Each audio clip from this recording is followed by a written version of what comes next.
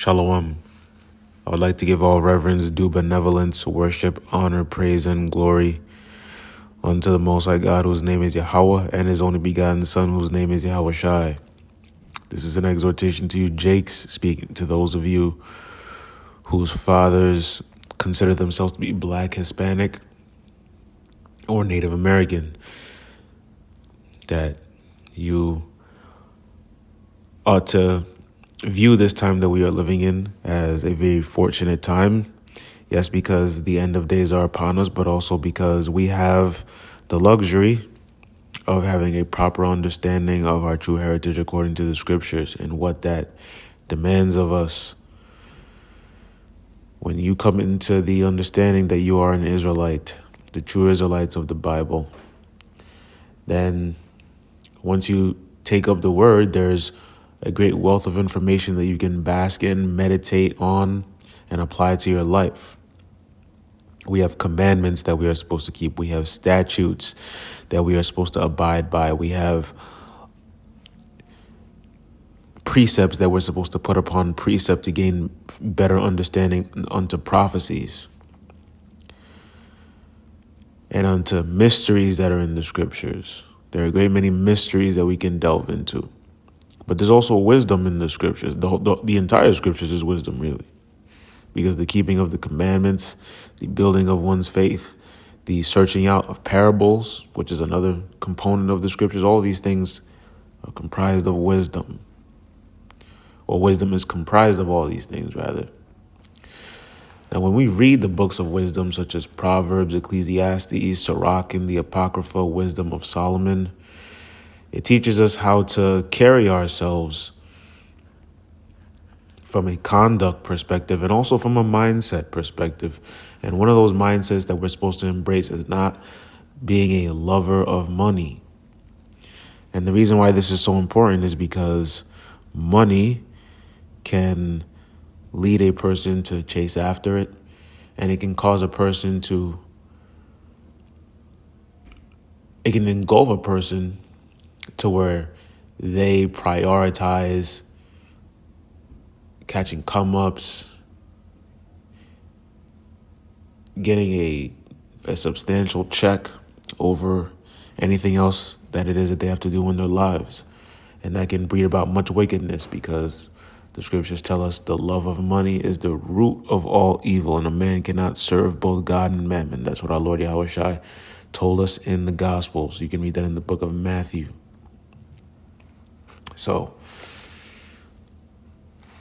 I want to get the book of Ecclesiastes, because this book tells us about the pitfalls that someone who loves money can fall into. So this is Ecclesiastes chapter 5, and I'm going to get verse number 9. Matter of fact, no, I'm going to get verse number 10. Ecclesiastes chapter 5 and verse 10. It says, "He that loveth silver shall not be satisfied with silver, nor he that loveth abundance with increase. This is also vanity."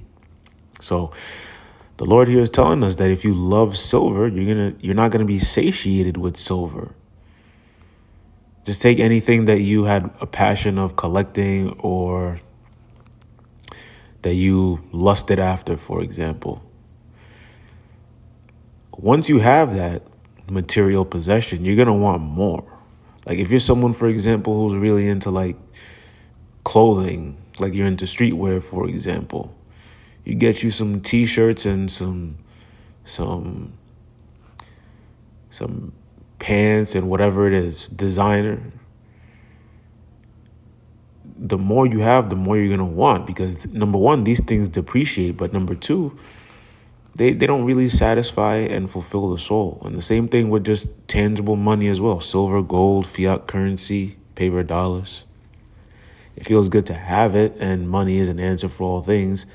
As I've coined in many of my exhortations, the scriptures do tell us that money is indeed an answer to all things, but it just depends on what kind of answer you want, because not all answers are good answers, and not all answers are the answers that you're looking for. So that's not to prop up money and to say that money should be a god, because anything that we pedestalize becomes a god unto us. So when you love silver and you have a inordinate desire to heap up silver and to love silver and gold and to chase after it, your belly's not going to be satisfied with it when you have it.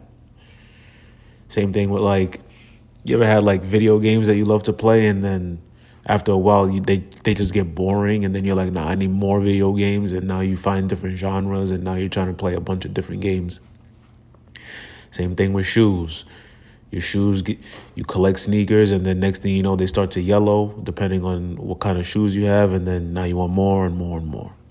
Reading on in Ecclesiastes chapter 5 and verse number 11, now it says, when goods increase, they are increased that eat them, and what good is there to the owners thereof, saving the beholding of them with their eyes? So again, when you have these material possessions, after a while, what do? You just make love to them with your eyes. You just love them with your eyes. Because you may think that it's the possession that makes you who you are, but it's really your soul, your spirit. It's your knowledge base, your wisdom, your understanding, your intellect, your essence, your godliness, your politeness. That's what makes you who you are, the impression that you leave on others and how you could impact someone else's life. That may sound a bit cliche if you're coming from the world, but when you really embrace this walk, you see how a lot of worldly people who try to push that mindset, ideology, that way of being is done. It's a lot of times it's done in hypocrisy. But when you really embrace the law, the commandments, the word, then you understand that we're supposed to treat each other with brotherly love, and that goes a very long way. So, reading on. The sleep of a laboring man is sweet, whether he eat little or much, but the abundance of the rich will not suffer him to sleep. It's like that Biggie song, More Money, More Problems. The more you have, the more problems you will have. Now, of course, most of our people are impoverished or not in a wealthy or well-to-do state.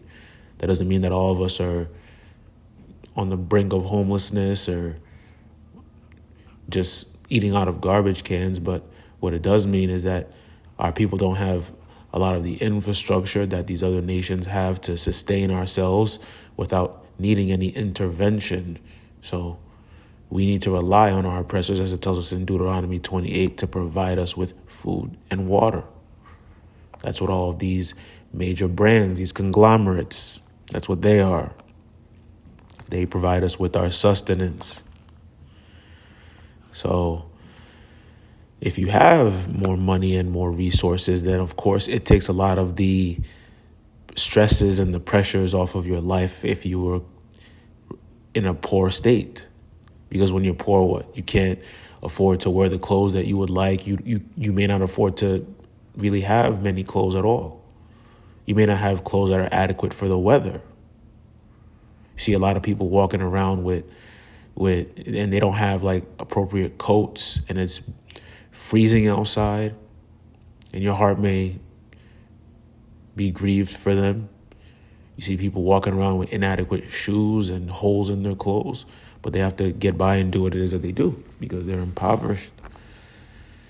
So there are definitely many stresses that come with that, but ultimately, we're supposed to understand that when we heap up money and riches and material possessions, they're not going to satisfy our soul. They don't speak. They can't confide in us. They can't increase us in what makes us who we really truly are. And if you want to take it with you into the grave, by all means, you can write it in your will or your memorandum, whatever the word is. So that's Ecclesiastes chapter 5. Some very valuable precepts that we can learn and try to apply to our lives. Now, before I get the next precept, I just want to say, this is not to say that you neglect money at all and that you don't put your hand to the plow and do what it is that you have to do. But the scriptures tell us over and over again to be content with what we have. And when we're content, then good things will come our way. Does this mean that you're supposed to stay at that job that pays you $30,000, $40,000 a year? If you can get one that pays you more and you can do it ethically, you use your judgment. But it just means don't be out here always looking for the next come up at any and all costs, even if it means transgressing the commandment. This is now the book of 2 Timothy chapter 3. And I'm just gonna read from verse 1, but verse 4 is the operative. It says, "This know also that in the last days perilous times shall come, for men shall be lovers of their own selves, covetous, boasters, proud, blasphemers, disobedient to parents, unthankful, unholy." Stopping right there. So when you're covetous, it means that you desire something that someone else has. You can read about King Ahab and how he coveted Naboth's vineyard and how that played a role in his downfall. When you covet, it means that you're lusting after someone else's material possessions. That's why in the 10 Commandments it tells us, "Thou shalt not covet thy neighbor's house, thy neighbor's wife, his ox, his ass, his manservant, or his maidservant." Because when you do so, those things are possessions, and when you covet them, that means that you'll go a great length to get what it is that you want, depending on how much it is that you covet it. Reading on. "Without natural affection, truce breakers, false accusers, incontinent, fierce, despisers of those that are good, traitors, heady, high-minded, lovers of pleasures more than lovers of God." So that's what 2 Timothy chapter 3 is telling us. When you are a lover of pleasures more than a lover of God, that's kind of what I led off with. You'll be susceptible to prioritizing money over things like what? Reading the scriptures, exhorting your brethren, being there for one another when they need someone to edify them. That's a big one. You may be someone who's trying to keep the commandments and build your faith, but you don't make time for those in your life who may be in this walk with you, if you're fortunate enough to have people that you congregate with. And you don't make time to be there for them. If you have those who look to you as someone who has a sound amount of information to dispense and wisdom to uplift them with. So you may say, "Oh, I'm going to take more hours at my job, or I'm going to try to come up here, I'm going to try to do this there." And you neglect things like that. So we need to be mindful of just how much we love money. Again, a man cannot serve both God and mammon. You can't be a lover of God and a lover of money on the same equal footing. They will conflict, they will clash. Speaking as a man, but just rooted in the scriptures, my best advice would be to make sure that you have your affairs in order as best as possible. Make sure that you put your hand to the plow as much as you can, and don't place money as your God. Don't think that money will get you out of any and all situations, because it won't. And there will be instances where you'll have money that you think you can throw at others when calamity comes, and the scriptures tell us as well. And I'll close off with that. Riches profit not in the day of wrath. Riches profit not in the day of wrath. So when the Most High's wrath comes upon you, you could have $1 billion. You can try to dig underground. Just read Amos chapter 9. I believe it's in Amos chapter 9. Though they dig into... Matter of fact, I'll get that and then close out. It's just a beautiful precept. Amos chapter 9.